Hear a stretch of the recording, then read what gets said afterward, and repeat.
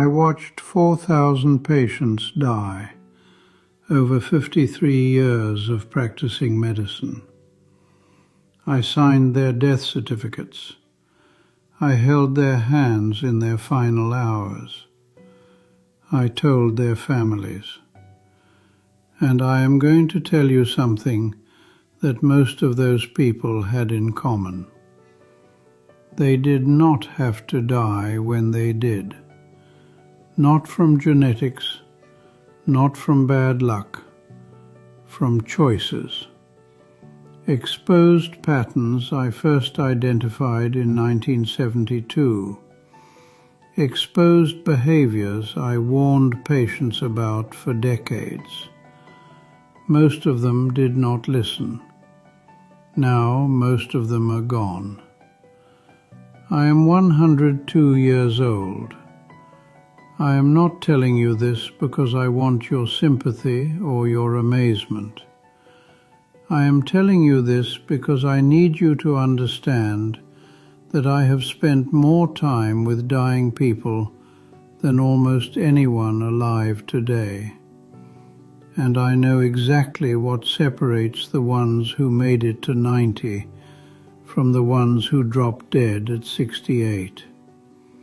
You are probably doing at least 2 of these things right now, today, this morning, and you have no idea they are shaving years off your life. The first thing I learned in 53 years of medicine is that sitting will kill you faster than almost anything else you do. This is not an exaggeration. I watched it happen in real time, patient after patient. In 1981, I started keeping separate notes on my patients who sat for work versus those who moved. Accountants, secretaries, executives. They aged differently. Their blood work looked different. Their hearts failed sooner. By 1990, I had enough data to know that someone sitting 8 or 9 hours daily was aging internally about 40% faster than someone who moved throughout the day. The medical literature caught up eventually, but I saw it first in the bodies of my patients. Here is what happens. You sit. Your circulation slows. Blood pools in your legs. Your lymphatic system, which depends on movement to function, stagnates. Toxins accumulate. Your muscles begin to atrophy within days of reduced use. After age 60, this process accelerates dramatically because your body loses the resilience it had at 40. I had a patient, a retired judge, who exercised every morning for 45 minutes, religiously. He thought he was safe, but he sat reading and watching television for 10 or 11 hours after that. He was dead at 71, a stroke. His morning exercise did not protect him from his afternoon stillness. The solution is not complicated. Move every hour. Stand up. Walk to another room. Do something that requires your legs.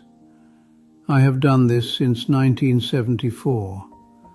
I set a timer. Every 50 minutes I get up. I am 102, and I still do this. The second pattern I identified was sleep. Not just getting enough sleep, but getting the right kind. I cannot tell you how many patients told me they only needed 5 or 6 hours. They said it with pride, like it was a sign of strength. It was a sign of delusion. Your brain requires 7 to 9 hours to complete its repair cycles. During deep sleep, your glymphatic system flushes out metabolic waste, including the proteins associated with cognitive decline. When you consistently cut your sleep short, you are allowing these toxins to accumulate night after night after night. I watched patients who slept poorly develop memory problems a full decade earlier than those who slept well. The correlation was so strong I could almost predict who would start declining based on their sleep habits in their 60s. And here is something the research is only now confirming. Broken sleep is worse than short sleep. Waking up 4 or 5 times per night, even briefly, prevents you from reaching the deep stages where restoration happens. Many of my patients did not even know they were waking. Their spouses knew, but they did not. If you wake up tired after 8 hours in bed, something is wrong. The third thing that kills people after 60 is loneliness. I know this sounds soft. It is not. Loneliness triggers a chronic stress response in your body. Your cortisol remains elevated. Your immune function decreases. Your inflammation markers rise. I had patients who were otherwise healthy but lived alone with no meaningful connections. They deteriorated faster than patients with serious chronic conditions who had strong social bonds.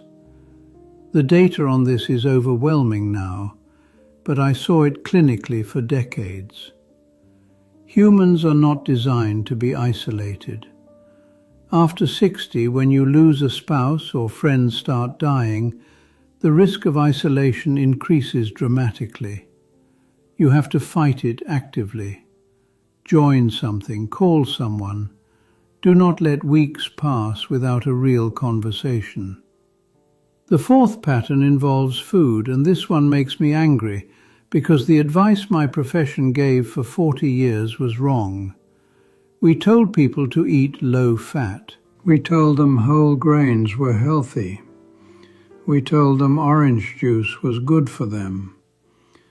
We created a generation of seniors eating toast and jam and cereal and wondering why their blood sugar was out of control. After age 60, your metabolism changes. Your insulin sensitivity decreases. Your ability to process carbohydrates diminishes. Foods that were fine at 40 become inflammatory at 70. I changed my own diet at 65 when I started seeing the patterns. I eliminated most processed carbohydrates. I increased healthy fats. I focused on vegetables and protein. My inflammatory markers dropped within 3 months. I recommend the same to my patients who would listen. Most would not. They trusted the old advice. Many of them are gone now. The fifth thing is chronic worry. This one is subtle because it does not look like a health problem. It looks like a personality trait.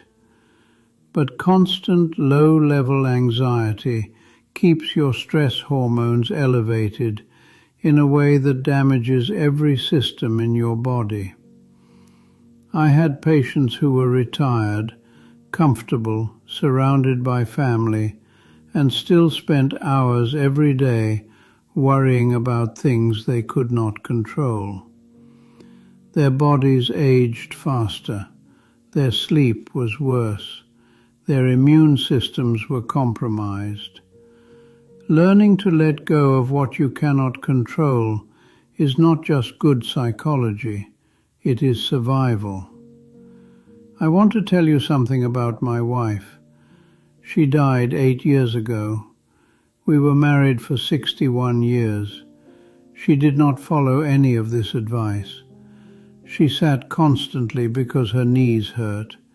She slept poorly and refused to address it. She ate the way her mother taught her, bread and sweets and low-fat everything. She worried about our children and grandchildren every single day.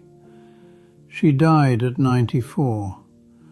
You might think 94 is a good age, but I watched her decline for 15 years before that.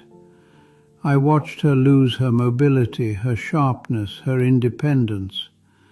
Those final years were not a gift. They were a slow diminishment. She could have had another decade of real life. She chose not to change. I am 102. I live alone. I cook my own meals. I walk every day. I read. I call my grandchildren. I sleep 7.5 hours every night. I am not special. I am not lucky. I made choices. You are making choices right now, today, this hour. And I am telling you from 53 years of watching people die that those choices matter more than you want to believe. You do not have to change everything. Pick one thing. The sitting or the sleep or the isolation or the food or the worry. Fix one and the others become easier. I have buried 2 of my 3 children. I have buried my wife. I have buried 4,000 patients. I am still here. And I am telling you that most of the people I buried did not have to go when they did. You are still here too. What are you going to do about it?